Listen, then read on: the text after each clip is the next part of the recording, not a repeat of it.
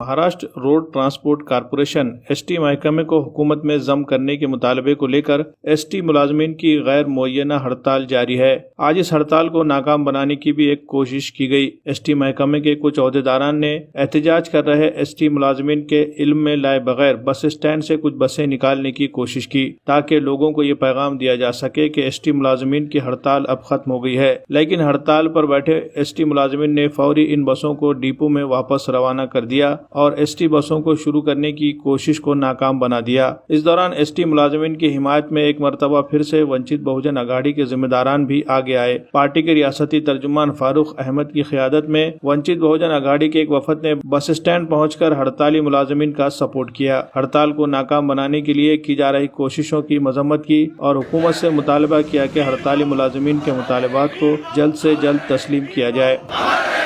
ST बांधव हे गेल्या 39 दिवसापासून लोकशाही मार्गाने शांततेत आपला न्याय हक्काची मागणी घेऊन आंदोलन चालवत आहेत, परंतु वारंवार एसटी महामंडळ प्रशासनाच्या वतीने पोलिसांचा गैरवापर करून यांच्यावर दबाव बनवण्याचं काम होतोय, यांना दहशतीमध्ये आणण्याचं काम होतोय। चांगलं लोकशाही मार्गाने चालू असलेल्या आंदोलनामध्ये कामगारांनी जर स्टेरिंग सोडलेलं आहे, कामगारांनी जर गळ्यातली मशीन काढलेली आहे, तर इकडून तिकडून धरून कोणाला तरी आणायचं, दबाव बनवायचं आणि एसटी काढण्याचा प्रयत्न करायला, जेणेकरून आंदोलनकर्त्यांवर आधी ते नैराश्यामध्ये आहेत, आधीच ते तणावग्रस्त आहेत आणि वरून एसटी काढण्याची धमकी देऊन पोलिसांचा बळ वापरून दहशत माजवण्याचं काम हे प्रशासन करत आहे। या दहशतीच्या भीतीपोटी आमच्या एका कामगार कर्मचारी मित्राचं दिलीपवीर साहेबांचं निधन झालेलं आहे। याच तणावामध्ये, या नैराश्यामध्ये स्ट्रेस येतोय, त्यांचा बीपी वाढतोय, त्यांना हृदयविकाराचे झटके येतात, त्यांना वेगवेगळ्या पद्धतीचे आजार घेरत आहेत। शासनानं, मायबाप म्हणवणाऱ्या शासनानं आपल्या लेकरांकडे बघायला पाहिजे की बळजबरीने इथून एसटी बाहेर काढण्यात येणार आहे, तर एसटीचा हा आगार या डेपोची संपत्ती आणि स्टेडियम असला तर याच्या गेटच्या बाहेर आलं तर मग हे सार्वजनिक ठिकाण होतो आणि जर गेटच्या बाहेर यापुढं एसटी काढण्याचा प्रयत्न या कामगार कर्मचाऱ्यांच्या मर्जीच्या विरोधात जर एसटी बाहेर काढण्याचं काम जर या प्रशासनानं केलं तर हे पूर्ण जबाबदारी प्रशासनाची राहील। कारण या सर्कलच्या बाहेर जर एसटी आली आणि कर्मचाऱ्यांचा विरोध असेल तर त्या एसटीला आम्ही बाहेर पडू देणार नाही, त्या एसटीला आम्ही रोखून टाकणार, परत पाठवणार। त्या एसटीवर होणारे काही नुकसान असेल यासाठी हे आगार प्रमुख जबाबदार राहतील आणि शहरातील कायदा सुव्यवस्था बिघडली तर यासाठी पूर्णतः जिल्हा प्रशासन, पोलीस प्रशासन आणि महामंडळाचं प्रशासन जबाबदार राहील। वंचित बहुजन आघाडी ठोस उत्तर द्यायला आणि जशास तसं उत्तर द्यायला तयार आहे आणि आम्ही साम दाम दंडभेद पूर्ण नीतीनं या कामगार कर्मचाऱ्यांच्या सोबत ताठपणे उभे आहोत, हे सांगण्यासाठी आज आम्ही इथं आलो। आज प्रशासनाच्या वतीने आमचे DC साहेब, DTO साहेब यांनी जे आमच्या लाईन चेकिंगवर कर्मचारी आहेत, चालक बंधू, त्यांना जबरदस्तीने इथं आणण्यात आलं। त्याच्यामध्ये 4 चालक होते, त्यांना जबरदस्तीने इथं आणण्यात आलं की तुम्ही गाड्या काढा म्हणून। ते आले, सगळे प्रेशरमध्ये, दबावामध्ये त्यांनी पण आले, नोकरी जाईल या भीतीनं आले। पण त्यामधले 4 मधला एक भाऊ आमचा अटॅक आला किंवा त्याला चक्कर आली आणि ते पडला। मग त्याला दवाखान्यात हलण्यात आलं।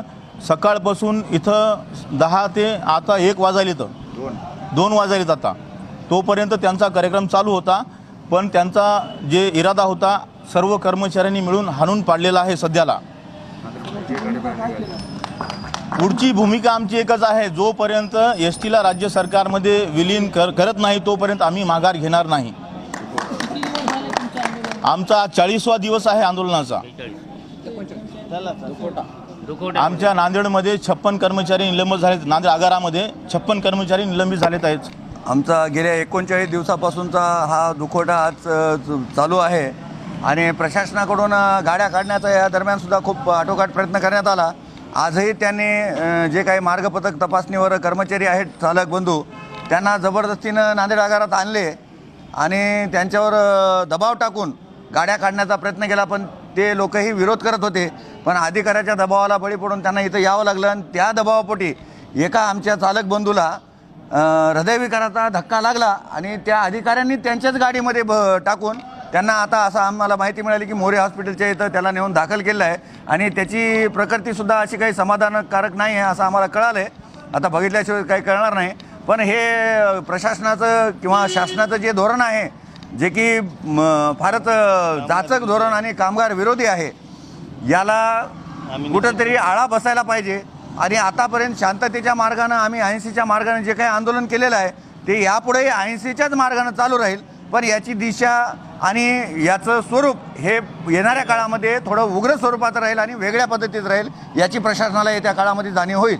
आणि आमच्यावर कसलाच याचा प्रभाव पडणार नाही. आमचा कोणताच कर्मचारी बांधव मशीन गळ्यात घालणार नाही किंवा स्टेअरिंग हातात पकडणार नाही. हा प्रशासनाचा प्रयत्न आहे, तो वांजोटा प्रयत्न आहे. यांना काही दुप्ती काय मिळणार नाही. हे असेच वांजोटे प्रयत्न करत राहतील. आजच्या काळात सुद्धा आजपर्यंत सुद्धा एकही गाडी निघालेली नाही. भविष्यामध्ये जोपर्यंत एसटीचं शासनात विलिनीकरण होणार नाही तोपर्यंत एकही गाडी आगाराच्या बाहेर पडणार नाही. 00Z3 के साथ रजिस्टर करने पर पाएं पहली 3 होम डिलीवरी मुफ्त और 40% तक की छूट। ऑर्डर करने के लिए ई-वाइटल ऐप डाउनलोड करें, अपलोड प्रिस्क्रिप्शन के बटन पर क्लिक करें और अपना प्रिस्क्रिप्शन अपलोड करें। इसके बाद माई कार्ड से चेकआउट करें और आई नीड होम डिलीवरी का ऑप्शन सेलेक्ट करें।